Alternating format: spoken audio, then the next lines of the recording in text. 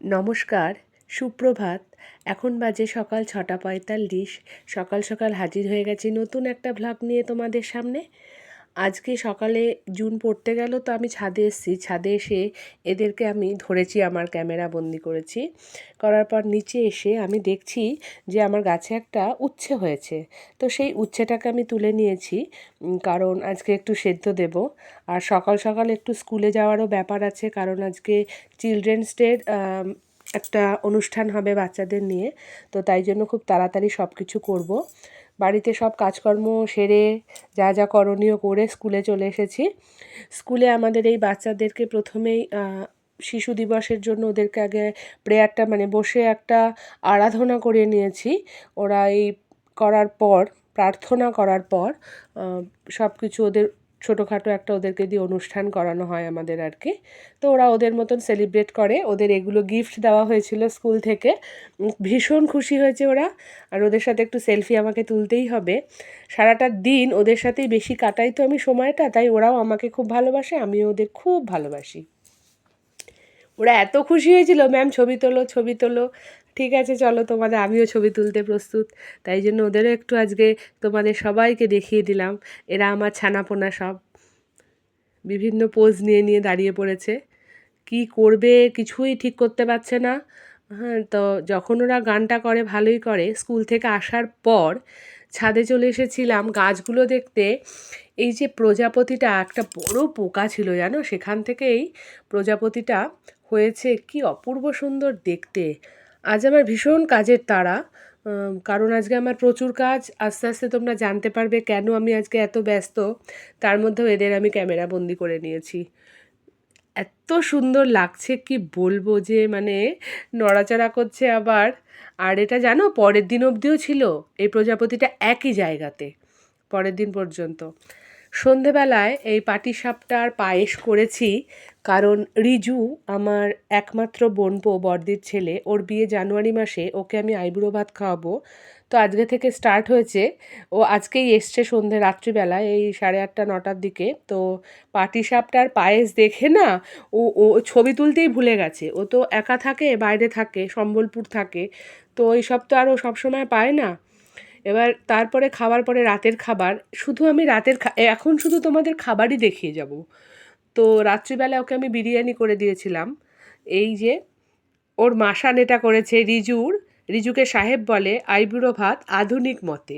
কারণ বিরিয়ানিটা তো আর আমাদের নয়, বাঙালি তো নয়। তো সেই জন্য বিরিয়ানিটা দেওয়া হয়েছে ওকে রাত্রিবেলাও। ভীষণ ভালোবাসে খেতে।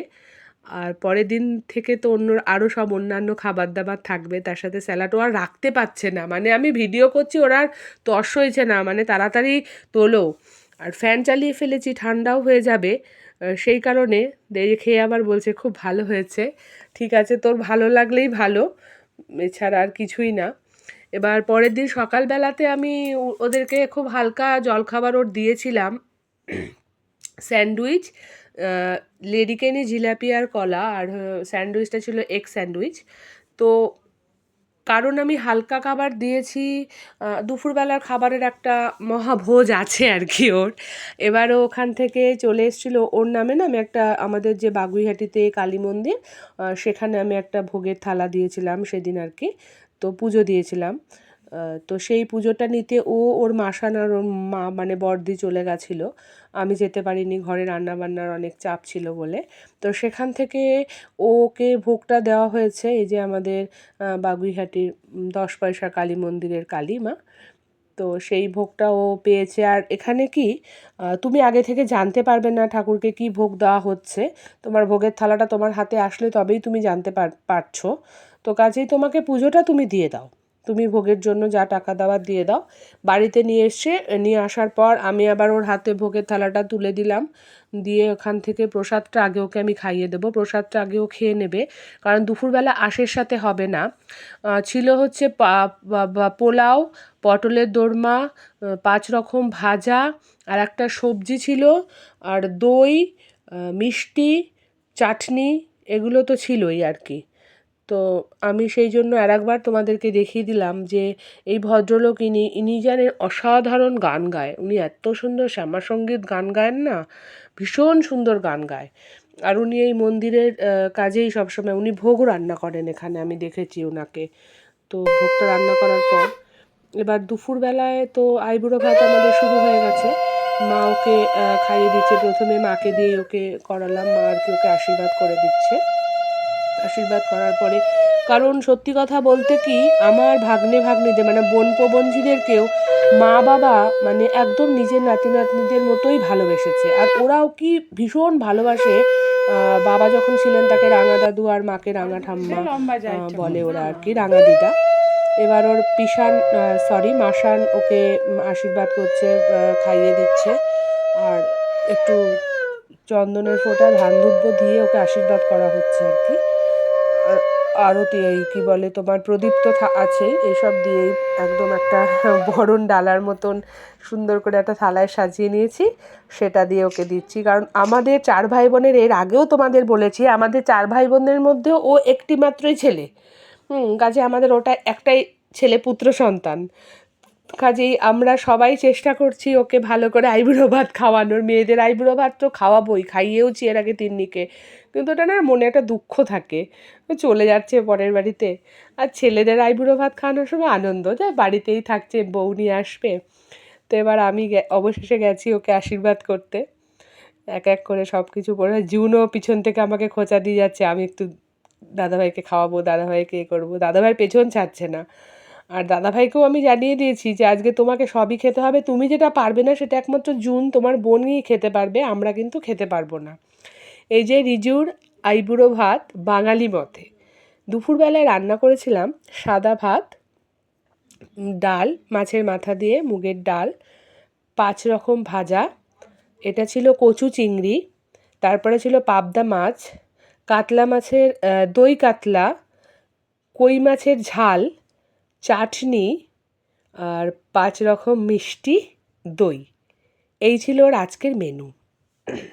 ভাজার মধ্যে ছিল পার্শে মাছ, পটল ভাজা, কুমড়ো ভাজা, বেগুন ভাজা, কাঁকরোল ভাজা, আলু ভাজা, লেবু, লঙ্কা, ঘি, লবণ।